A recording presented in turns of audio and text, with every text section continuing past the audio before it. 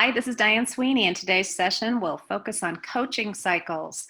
This is an essential practice for student-centered coaching because it's our structure that we really operate from. And today we'll dig into the bigger picture. We'll look at an example and connect to some of the course readings, but also just know that we'll be thinking about more on logistics, scheduling, launching, that sort of stuff later on in session 6. So let's start with the characteristics of a coaching cycle. We think about them as much more in-depth than a lot of coaching we see, but also a reasonable ask so that we're not thinking too much, taking too much time from teachers. We can structure coaching cycles to be with small groups, a pair of teachers, or even an individual teacher. The groupings depend on the needs of the teachers. So we try to be pretty flexible when it comes to how teachers are involved. And in the last session, you learned about the power of choice and ownership by teachers. This is a place we can certainly give teachers choice and allow them to think about who do they want to do their coaching cycle with and what's the appropriate grouping. Sometimes we see mentor-mentee cycles. Sometimes we see coaching cycles with special ed teachers involved or with a team. It just depends on the needs of the group. We always focus on a goal for student learning that's standards-based and driven by the standards, and that means that we don't set up a coaching cycle to be what is the teacher going to do from the coaching. That comes certainly, but it's not our focus, and so that really keeps us in that student-centered coaching space. If the goal was teacher will, then that would be it as a teacher-centered coaching cycle. So we really want to drive by the standards. In fact, when you're setting your goal, it's helpful to refer to the standards or to the curriculum to identify what's the next work for students, and that's our work as a coach and teacher. They're going to last approximately 4 to 6 weeks long, and we like to start cycles when a unit begins and end cycles when a unit ends. Sometimes secondary coaching cycles may be a little bit shorter just because of the pace of curriculum, but generally speaking, we like to see 4 to 6 weeks just because that's mostly what we find when we see the length of units of study. They also always include a weekly planning meeting, and we always want to analyze student work and design instruction during these planning meetings. And so that's about 30 to 45 minutes. It would be on that 45-minute side if it was a bigger group, maybe less time if it's a smaller group, but we always start with sorting some student work, seeing what the kids did, and then deciding on what's the next step for instruction. They're also going to always include time in the classroom. And so if the coach is in a coaching cycle with more than one person, the coach will have to rotate on a weekly basis from classroom to classroom. So we oftentimes recommend not letting your cycles get so big that you can't get into everyone's classroom each week. And the range of 1 to 3 times per week also adjusts for coaches who may be in more than one school. If you're in more than one school, maybe you'll be in the classroom just 1 time per week because you have to juggle that, the transition between schools. So the 1 to 3 times per week is meant to be a range, and it's decided again very much by the coach and teachers who are involved. And a lot of it's just going to come down to scheduling and the availability. But if you were to take this part out of a coaching cycle, and if you were to have the coach not in the classroom at all, you would really miss huge opportunities for coaching and for assessment. And so then we would really see that as a deal breaker. We want to see a schedule for a coach as mostly being a lot of time in classrooms, because that's really where we can tap into the learning, we can coach into the learning, we can assess kids, we can have much more insight about what needs to happen to move kids along. So the stages then in the coaching cycle are going to be very much related to the core practices we talked about in the last session. We're always going to start with our standards-based goal. We'll look at an example in a moment, and we're going to unpack that goal into learning targets. You saw this figure in chapter 2 There's oftentimes questions about that stage 2 and stage 3 actually. So I'll show you an example in a few minutes. But the targets then becomes your success criteria. It's the goal unpacked. It's, okay, kids have to write an informational piece of text. Okay, that's step 1, identifying that as our goal. Step 2 would then be, what does that demand? What are the skills and strategies? What's the knowledge and skills that kids need to be able to write an informational piece of text? So you get clear on that, and you can start seeing how that really informs teacher clarity. We always want to then quickly pre-assess. We don't do this until we know our targets, because our pre-assessment is going to be very much an assessment, a formative assessment of how kids show up to those targets. So in this case, you might have students try to write a little informational piece about something they know about. So you might have kids just do a free write or a prompted write that really would help you see, what do they already carry into this? What do they know how to do? Where are their trends in the class? Where are their interesting maybe accelerations? Maybe you have some kids in your class that really have a lot of skills already. So we want to pre-assess right at that point, because if we don't, we're not going to be able to assess the impact of the coaching cycle. And so this is going to be emphasized in future sessions, and many more examples will be provided. But right now it's just important to know that step 3 is sitting between step 2 and 4 very intentionally, and it's so that we can capture growth, and also so that we have insight before we even start teaching, because our kids are complex little individuals. Step 4 and 5 then is your co-planning and your co-teaching. So you see, that's going to be very much the most of the coaching cycle. That's when I just said, weekly or a few times a week, you're going to be in the room, you're going to be co-planning with the teacher. And then at the end of the cycle, you're going to post-assess, so you can get that growth data for kids and you can see how they came out. Here's an example, I think, that will bring this to life. So this is a 6th grade math unit. And the coaching cycle goal was students will understand and use ratios to make sense of real world problems. So they didn't just want the kids to be able to solve the algorithm, but they wanted them to use them in kind of a more open-ended problem solving way. So they unpacked that goal, which was their unit, and it was a big part of 6th grade content. And then they created the following learning targets and success criteria. So you can read through those. I won't read those to you, but you can see that there's a balance of things like ratio language. There's also things like understanding unit rate, which is a very concrete skill the kids needed. Also the idea of manipulating ratio tables. Now that's a major huge learning target for 6th grade math. Also, you see solving problems, so getting the right answer, and then the whole solving for the whole, that's getting into more of the kind of nuanced skills that were involved. So what they did then, so the first conversation was, what's our goal? The second conversation was, let's unpack that goal.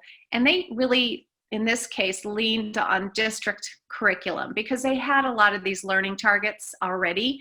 But what they did is they talked about what are we going to focus on, knowing our goal for our kids, and what's our commitment to work together as a coach and teacher. So this is the stuff that they put on the table as their focus for the coaching work, for the math work. And then they pre-assessed using, and I'll show you what this looks like in a second, but something they called the ticket booth problem, which was an open-ended formative assessment that really allowed them to see how did the kids show up to this success criteria. They also really had a lot of work to do on their instruction. This is a teacher who was teaching math pretty traditionally, and there was a lot of call and respond happening with students. And then that was leading to some engagement issues and also just some kind of goofing around by the kids because a lot were not engaged, honestly. And so the school was focusing on student discourse. And so you see a lot of those things infused into this list of instructional practices that the coach and teacher worked on. So this is really what populated those co-planning and co-teaching sessions. They wanted to work on, in co-planning specifically, using data to plan and form groups. This teacher had never formed groups before. So that's a huge shift in her instruction and something that's really good for kids. They also wanted the kids to have more time to reflect. So what they called that private reasoning time. And private reasoning time meant kids had to work the problem a little bit before they engaged in any discussion whatsoever. That's just a simple thing that they knew was best practice in math. They also started unpacking the learning target with the students at the beginning of the lesson, and they made sure those learning targets were very student-friendly. Then they also referred to the targets throughout the lessons. So that was something this teacher had never done before. She had never used those learning targets during lessons with kids, and that's getting at that Hattie practice of self-evaluation, getting kids to own their learning.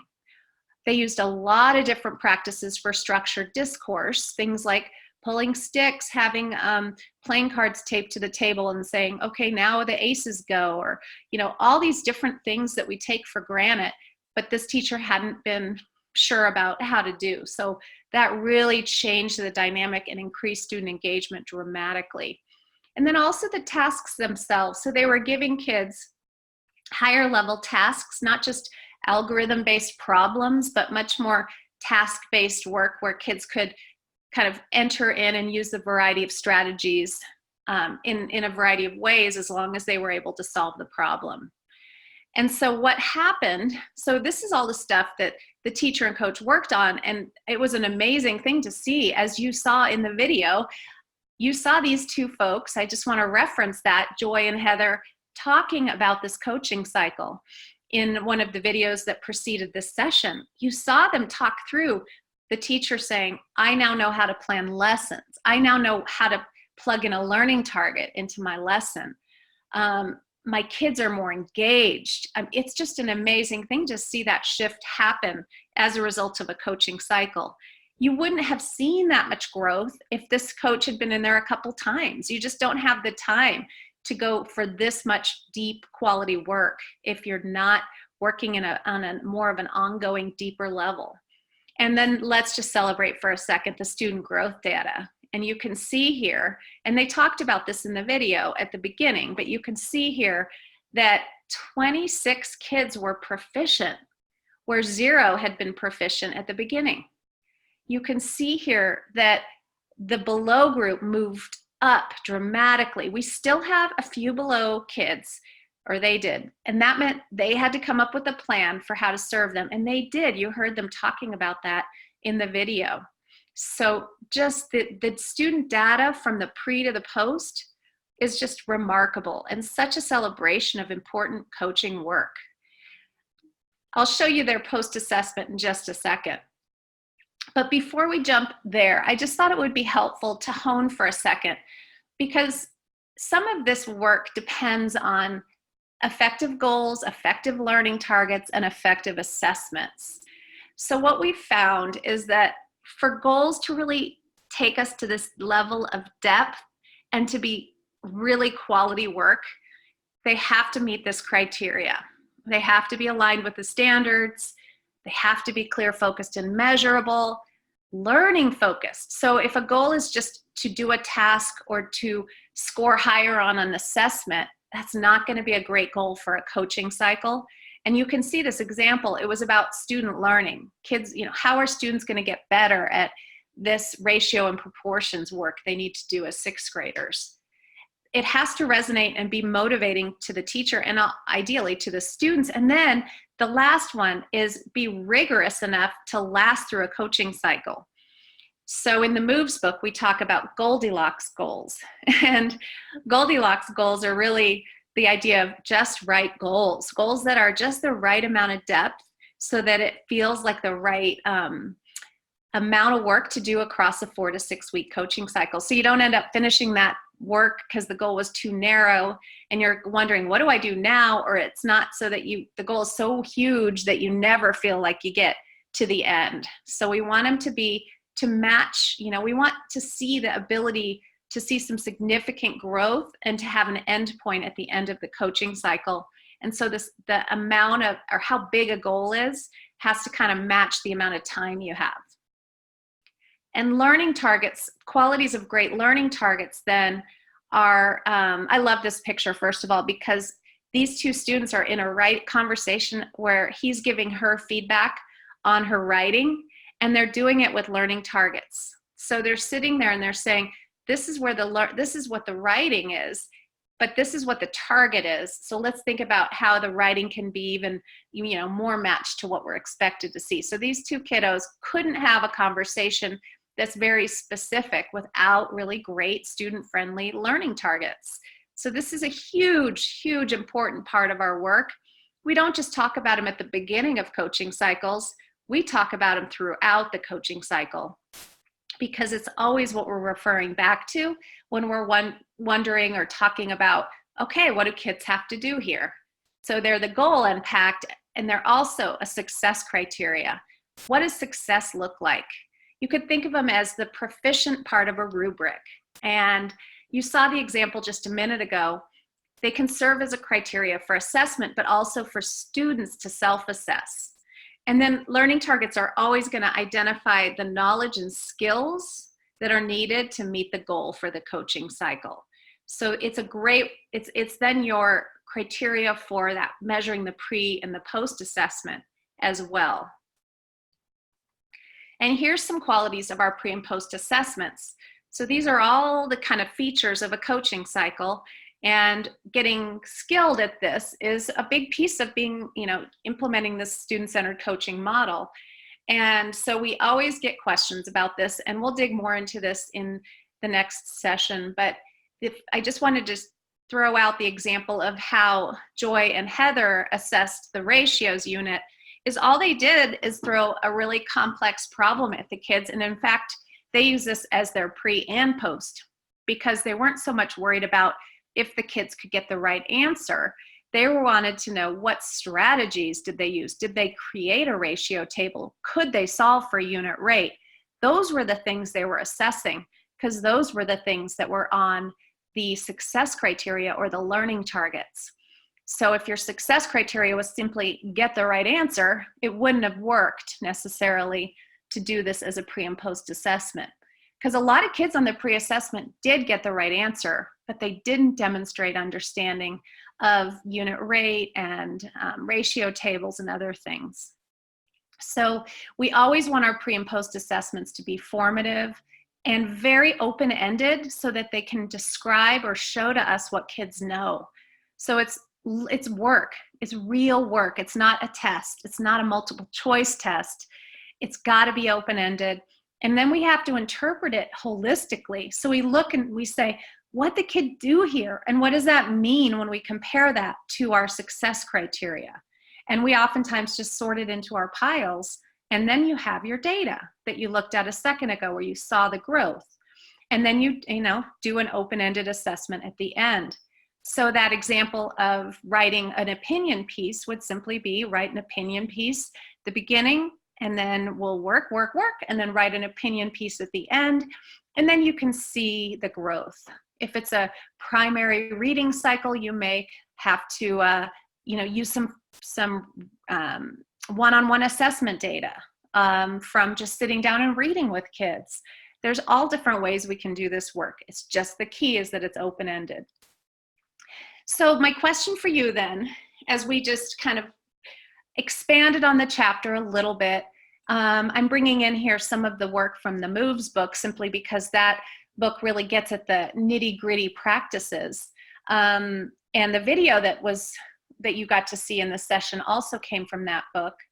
But I'm guessing there's some questions. I'm guessing you have some wonderings. Right now, don't get too caught up in logistics, scheduling, that sort of thing, even though the chapter did address that, because I really want to save that for the systems and structures conversation. Right now, it's just the process and practices for coaching cycles.